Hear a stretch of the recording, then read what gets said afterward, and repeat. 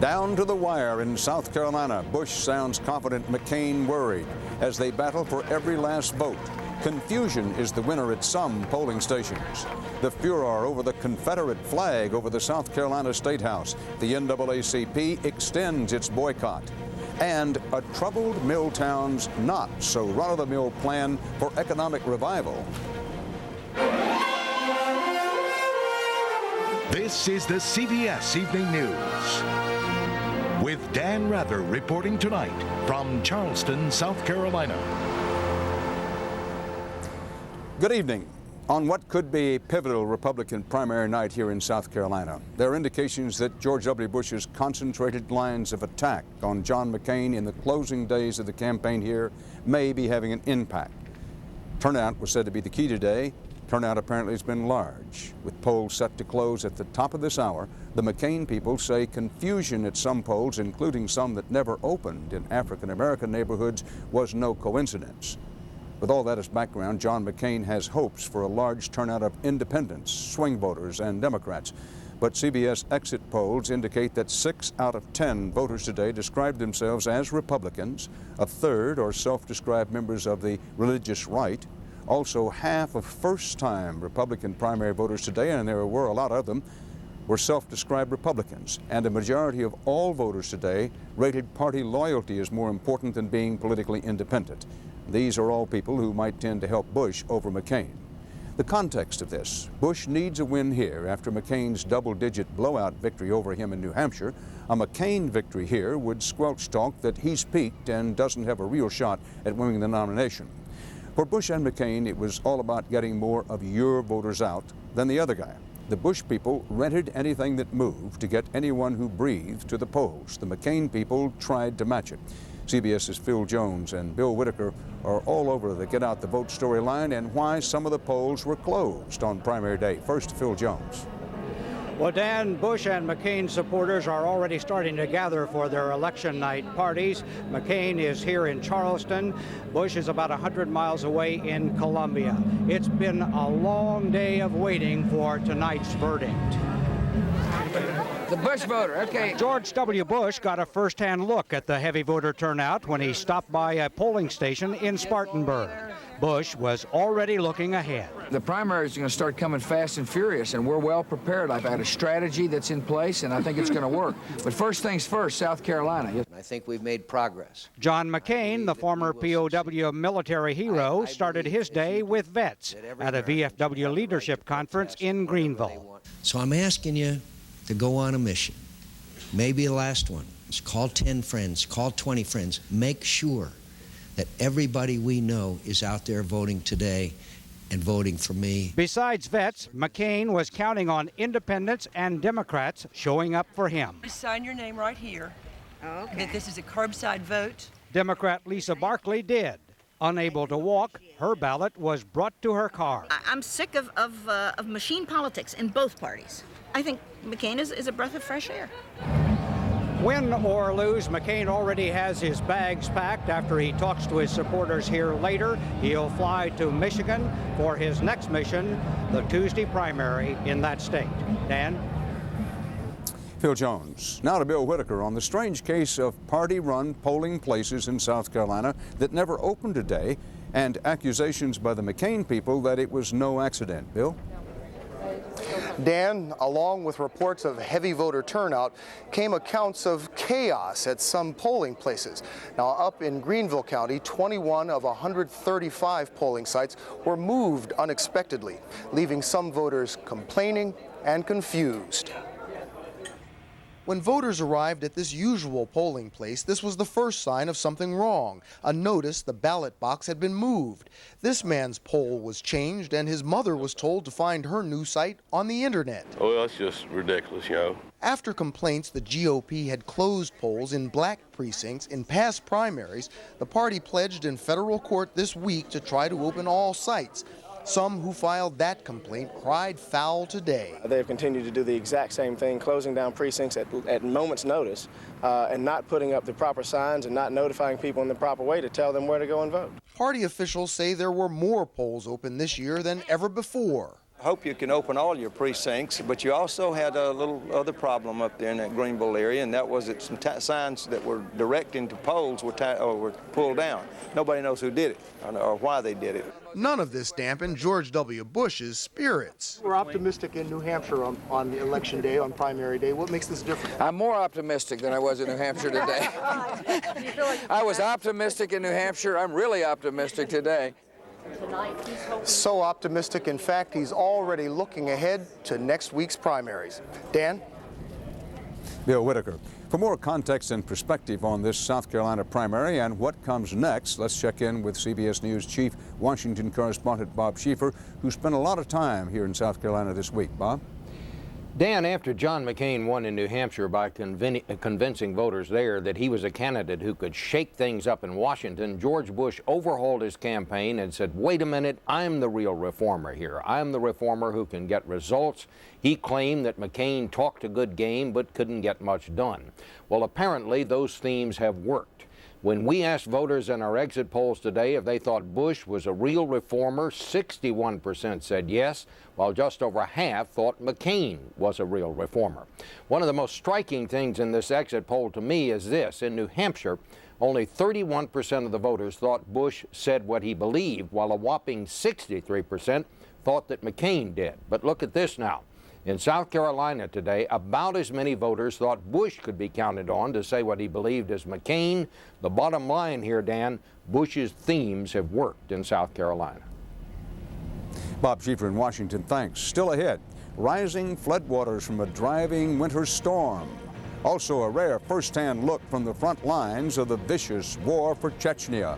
And looking for that special someone in a small town where everybody already has a dancing partner, as the CBS News continues from beautiful Charleston, South Carolina.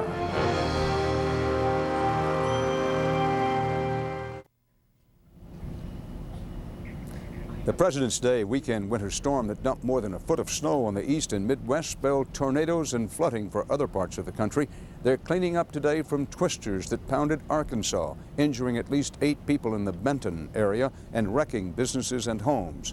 After heavy rains in West Virginia, the governor there declared a state of emergency in 10 counties, clearing the way for the National Guard to help cope with flooding that's killed at least 3. Clouds of controversy are brewing over one Virginia town where leaders are making an unusual, if not desperate, offer to create jobs. Lee Cowan tells us it's an effort to stitch together a new future for a struggling community. In Martinsville, Virginia, where sewing was serious business, needles stand idle and factory floors are bare. Since September, more than 3,000 workers have lost their jobs. Unemployment has skyrocketed to nearly 20%. Leaving a workforce to sweat it out in a town once dubbed the sweatshirt capital of the world. It's not good. I try to find a job and make my mortgage payments, make ends meet. I lost my husband back here in September, and he fit needs. Here, as all over the country, manufacturing plants are moving to where the workers are cheap. Hampton Industries used to pay about $8 an hour. It now hires workers in El Salvador for less than $5 a day. We can't compete. We just can't compete with those prices. Hampton Industries is only the latest to close its doors and may not be the last. It's not going to stop. It's not stopping. I'm afraid that we're at the front end of a snowball that's not going to stop. So what are you going to do? What can you do? I don't know. I don't know. The situation has gotten so dire that the city is now even willing to give away land to any company willing to accept it, as long as they invest in the community and agree to hire at least 300 workers.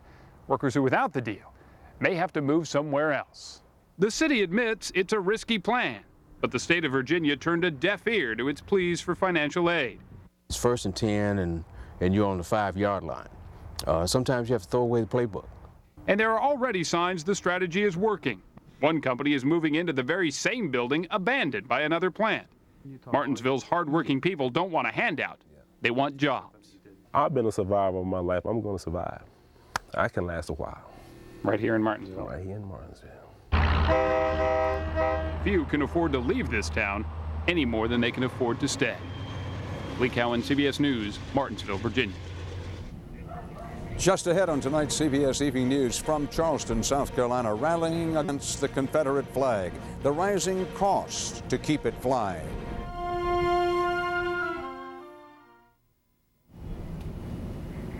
Vice President Al Gore had harsh criticism for George W. Bush and John McCain today, accusing both Republicans of cowardice on one of the hottest issues here in South Carolina, the Confederate battle flag flying over the State House.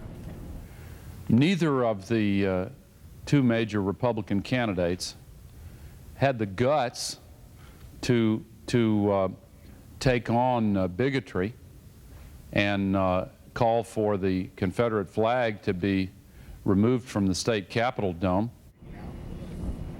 The NAACP voted today to extend its economic boycott of South Carolina over this flag issue. Many organizations already have canceled events here, and businesses that depend on tourist dollars are taking note. Charleston Place Hotel. Manager Paul Stracy usually doesn't have much trouble booking convention business in his city, but these days he's worried.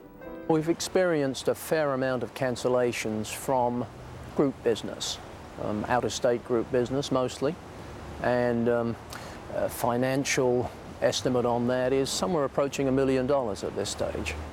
Dollars Stracy is unlikely to recoup. In the last few months, 15 large groups have canceled events in Charleston, and several others are on the verge of pulling out, all because of the Confederate flag controversy. They're calling and saying, due to the flag issue, we're not comfortable bringing the group to South Carolina. The Confederate flag, for many a symbol of oppression and bigotry, for others a badge of Southern heritage, flies prominently above the Capitol Dome in Columbia, the city which is feeling the most financial pressure in the state. So far, at least 30 organizations have canceled plans, a business loss of nearly $3 million. We felt it was the safest move to just pull out. American Association of Law Libraries Southeast Chapter President Stephen Hinckley says his 600-member group canceled a meeting in Columbia scheduled for 2002. A significant number of our members just felt very uncomfortable being here. Tourism is the #1 industry in South Carolina, generating $14 billion a year. At least 100 organizations, conventions, business groups, and family reunions have canceled plans around the state. It's all in our smile. In an effort to counter a potentially negative image, last month the state began an aggressive advertising campaign aimed at promoting South Carolina. Once you lose a convention or a meeting, it takes you a while to get that business back. No one actually knows just how much business the state is losing because of the flag. South Carolina estimates the boycott has caused nearly $7 million in business losses. The NAACP estimates the loss at $43 million. We're hearing from them every week. So every week there's another cancellation. Business owners fear the trickle-down effect of the boycott could cost jobs. Perhaps this visitor center won't be as large as it is. Maybe we won't have 13 people on staff anymore. For you, sir? And restaurant manager Phil Pettis is bracing for a big loss this season. He could potentially lose tens of thousands of dollars if this boycott continues. I'm concerned. You get so much business from one phone call that represents 50 people at $100 a seat. If that phone call doesn't happen, it's tough to make up for it. South Carolina and the dilemma of the Confederate flag. On the CBS Health Watch, a new study underscores the importance of detecting hearing problems early in life. University of Colorado researchers say helping hearing impaired children within their first 6 months boosts the chances of speaking intelligibly by school age.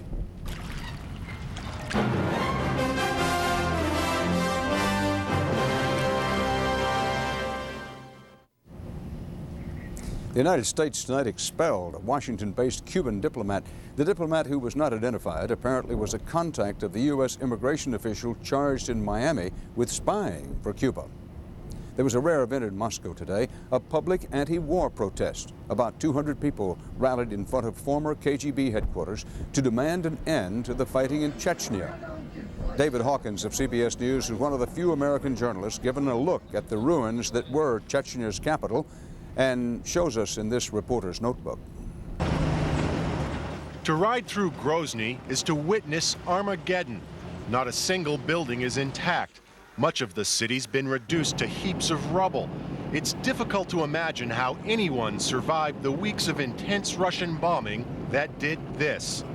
On my last trip to Grozny in 1996, after the first war with Russia, it reminded me of pictures I'd seen of Berlin at the end of World War II.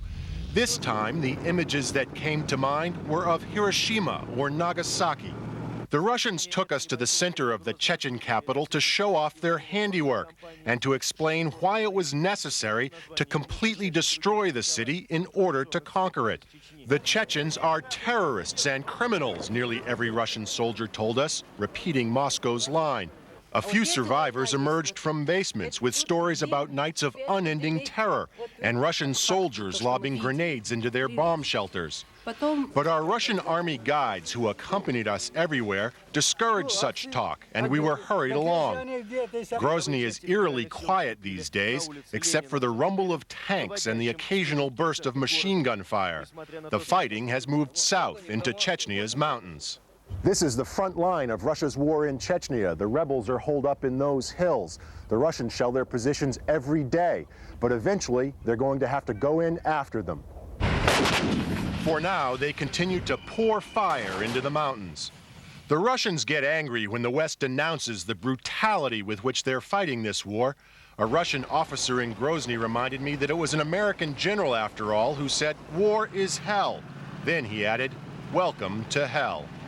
David Hawkins, CBS News, Grozny.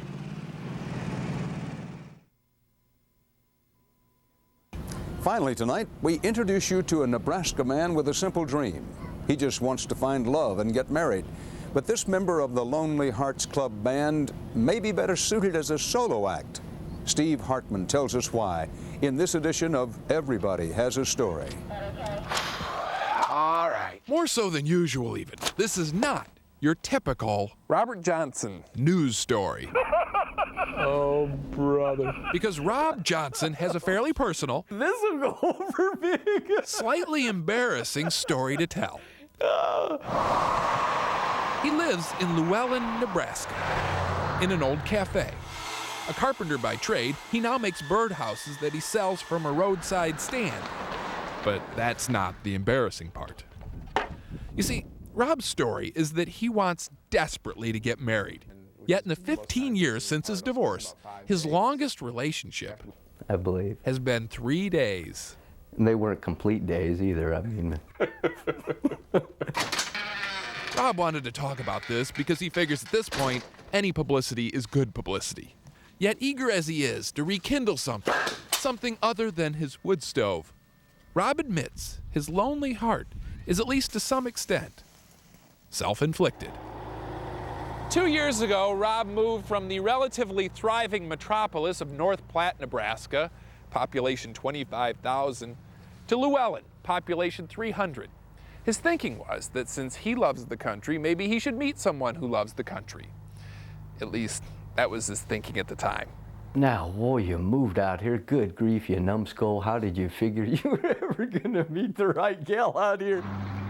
His mistake was not realizing what I discovered here when I gathered all the middle-aged, unmarried women in town for a group discussion. I think it's harder to find somebody here because there's not much to choose from. Still, you can only feel so sorry for Rob. On the night of the big barn dance, with people visiting from all over the county, Rob was home with his fish and his bad reception. Truth is, you've now seen more of him than most folks who live here. He's from here? Yeah, Rob Johnson. Oh, never heard of him. I have been somewhat of a loner quite a bit of my life, and I probably still am quite a bit of a loner. Rob says he can't stand crowds and isn't comfortable approaching women. So he continues to hope that someday she'll just stop by, maybe to get a birdhouse. And in the process, he hopes she will find Llewellyn's lonely heart to be everything she ever dreamed of. Show her how to run the tools in there without cutting the hands off or anything. What more could a girl ask for? Heck of a deal. Steve Hartman, CBS News, Llewellyn, Nebraska. With the polls set to close at this hour here in South Carolina, the John McCain people are already conceding defeat here and calling it a bump in the road on the way to Michigan, where McCain promises to fight harder and better. That's part of our world tonight. Stay with CBS News and this CBS station through the evening for the latest on the South Carolina primary, and there'll be more on the result first thing tomorrow on Sunday morning and on Face the Nation. For now, Dan Rather, CBS News, reporting tonight from Charleston, South Carolina. Good night.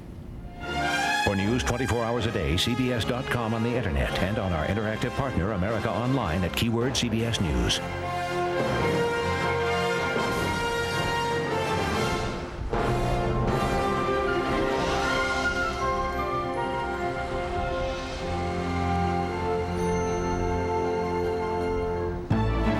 Experience you can trust. CBS News.